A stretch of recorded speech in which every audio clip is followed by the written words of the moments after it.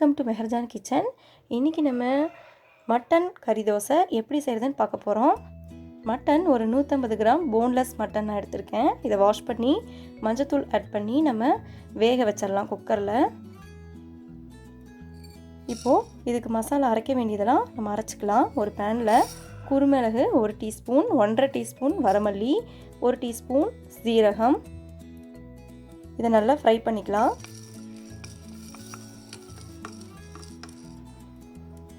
இப்போது இதை ஒரு மிக்ஸி ஜாரில் போட்டு நல்லா கிரைண்ட் பண்ணிடலாம். இது கூட ஒரு பெரிய சைஸ் ஆப்பிள் தக்காளி நான் ஆட் பண்ணியிருக்கேன்.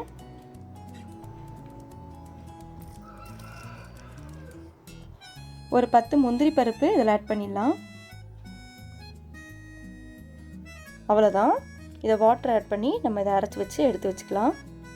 இப்போ மட்டன் நல்லா வெந்துருச்சு. மசாலாலாம் நான் எடுத்து வச்சிட்டேன். பெரிய வெங்காயம் கட் பண்ணி எடுத்து வச்சாச்சு. இதை நம்ம இப்போ எப்படி செய்யறதுன்னு பார்க்கலாம்.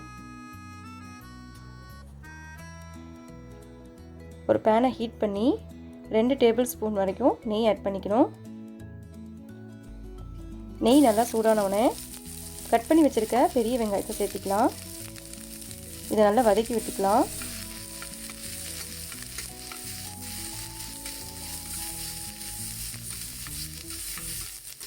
இஞ்சி பூண்டு பேஸ்ட்டு 1 டேபிள் ஸ்பூன் ஆட் பண்ணிக்கோங்க. மஞ்சத்தூள், மிளகாய்த்தூள் 1 டேபிள் ஸ்பூன், காரத்துக்கு ஏற்ற மாதிரி ஆட் பண்ணிக்கலாம். அரைச்சி வச்ச நம்ம விழுதை இதில் ஆட் பண்ணிடலாம். இதை நல்லா மிக்ஸ் பண்ணி விடணும். நம்ம வேக வச்ச கறியை நான் கொஞ்சம் பிச்சு வச்சுருக்கேன். ரொம்ப பொடியாக நறுக்காமல் இந்த மாதிரி போடுங்க. அப்போ தான் நம்ம தோசையில் அந்த கிறிஸ்பியாக நம்மளுக்கு மட்டன் கிடைக்கும். இப்போ இதை நல்லா மிக்ஸ் பண்ணி விடலாம். நீங்கள் உப்பு இதில் கொஞ்சம் ஆட் பண்ணிக்கோங்க.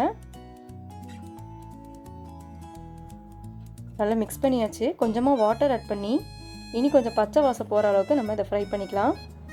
கடைசியாக தண்ணிலாம் இதானதுக்கப்புறம் கொஞ்சமாக 1 டேபிள் ஸ்பூன் தயிர் ஆட் பண்ணி அதையும் நல்லா மிக்ஸ் பண்ணிக்கலாம். இனி கொஞ்சம் ட்ரை மசாலா வர வரைக்கும் நம்ம இதை மிக்ஸ் பண்ணிகிட்டே இருக்கலாம்.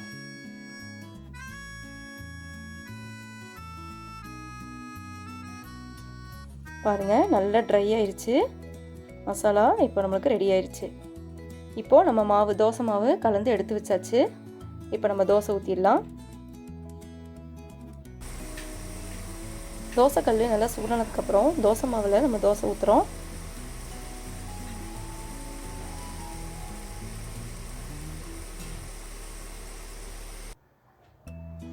இப்போ தோசை நல்லா முறுமுறுன்னு வேகிறதுக்கு நெய் 2 டேபிள் ஸ்பூன் நெய் விட்டுக்கலாம்.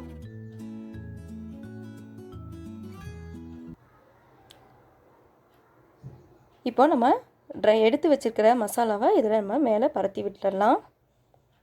எல்லா பக்கத்துக்கும் வர மாதிரி நம்ம பரத்திடலாம். இப்போது கடைசியாக நம்ம கொத்தமல்லி தழை இது மேலே தூவி விட்டாச்சு. இப்போ கொஞ்சம் நேரம் கழித்து நல்லா ரோஸ்ட் ஆனதுக்கப்புறம் நம்ம அதை அப்படியே மடித்து எடுத்துடலாம். சைடிஷே தேவையில்லை. சூப்பரான சுவையான மட்டன் கறி தோசை ரெடி ஆயிடுச்சு. நீங்களும் இதே மாதிரி செஞ்சு பாருங்கள்.